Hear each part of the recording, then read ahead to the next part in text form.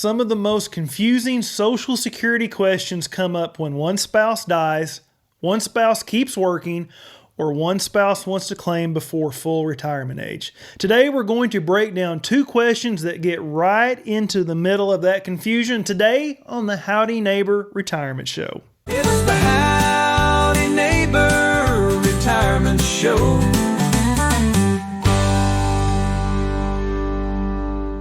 Howdy neighbor, I'm Michael Andrews with Andrews Insurance and Advisory, and you are listening to the Howdy Neighbor Retirement Show, where we tackle real-life questions about retirement, Medicare, and Social Security every week.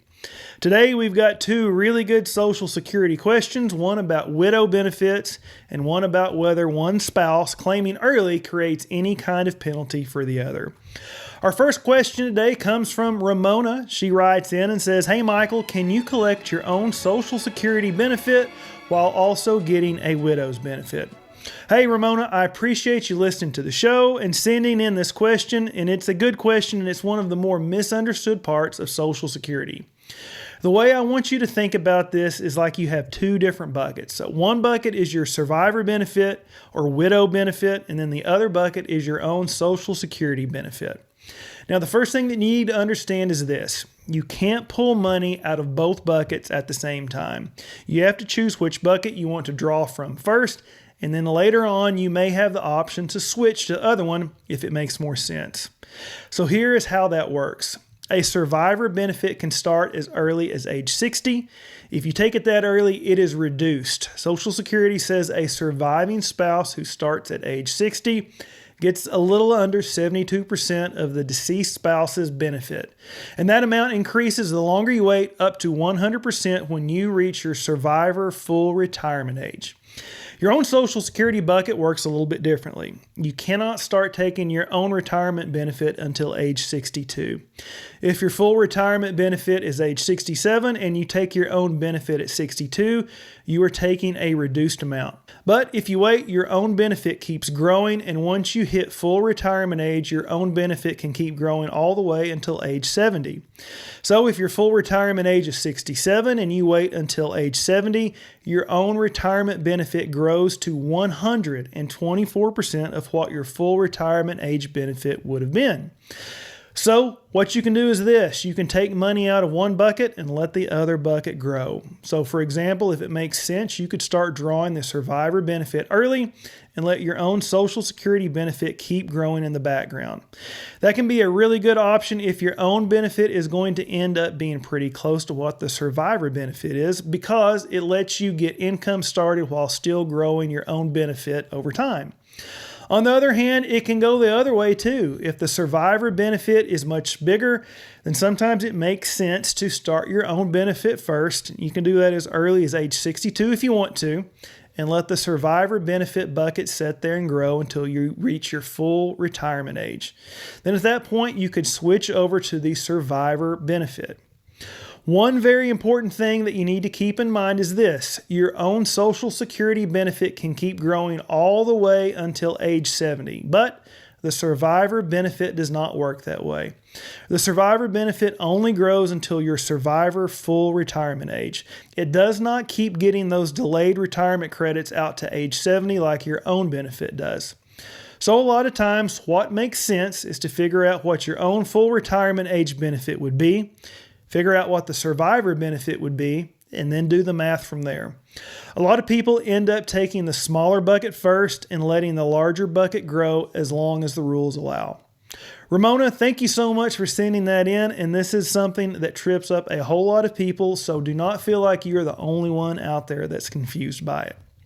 All right, let's move on to our next question, and this one comes from Joanne. Joanne writes in and says, "Hey Michael, if my spouse starts taking Social Security at full retirement age and continues working, is there any penalty if I take Social Security before my full retirement age? Also, I will not be working." Joanne, thank you so much for sending in the question. You are right. Spousal claiming, reduced benefits, earnings limits, all of these things can make Social Security pretty confusing. So this is the way that I would look at your situation.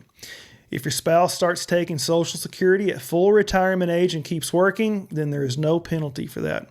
Once you reach full retirement age, you can make all the money you want and still draw your own Social Security. So on your spouse's side, there's not really anything else for you guys to worry about. Now on your side, it's a little bit different. Since you're asking about taking Social Security before your full retirement age, then yes, there would be a reduction if you claim early. So let's assume that your full retirement age is 67. If you start at 62, then your benefit is reduced by about 30% compared to what it would have been if you had delayed until your full retirement age. Now, the longer you wait between 62 and 67, the less that reduction is. So the penalty that you are really dealing with is not that your spouse is working. The penalty is simply that you are choosing to start your own benefit early, which means that you will not get your full retirement age amount. Now, you also mentioned that you will not be working, and that part matters also. Because if you're not working, then the earnings limit really is not an issue for you. But in 2026, if somebody is under full retirement age for the entire year, the earnings limit is $24,480. And if they are in the year that they reach their full retirement age, then that limit is $65,160 before the month that they hit their full retirement age. But those rules only matter if you have earnings from work. So if you're not working, then there's really no earnings limit. So there's no penalty that you need to worry about on your side. So long story short, Joanne, if your spouse files at full retirement age and keeps working, that does not create a problem. And if you file early but you are not working, then the main trade-off is just that your monthly Social Security check is going to be reduced because you claimed before full retirement age. Then from there, it really becomes a planning decision. You look at your budget, your savings, your other income sources, and decide whether it makes more sense to take the smaller Social Security check now or use other assets for a while and let that benefit grow. Joanne, I appreciate you sending that in. All right, that wraps up this week's episode. We had questions from Ramona and Joanne. Thank you for sending those in. We talked about how survivor benefits work, how you may be able to take one benefit first and let the other one grow, and how claiming early can reduce your benefit even if there is no earnings limit. So if you've got a question that you'd like for me to tackle on the show, shoot me an email at michael@andrewsadv.com. I read every single one of them, and I just might answer yours on a future episode. You've worked hard to build your retirement, and you do not have to make these decisions alone. If you want a second opinion on your retirement plan, well, then I'm here to help you. It does not cost 1 red cent for me to take a look, but not letting me, it could cost you thousands of red cents. So if you're ready to take this relationship to the next level, you can call or text me at 918-842-7379, or you can head on over to andrewsadv.com and click on my calendar to schedule a time that works for you.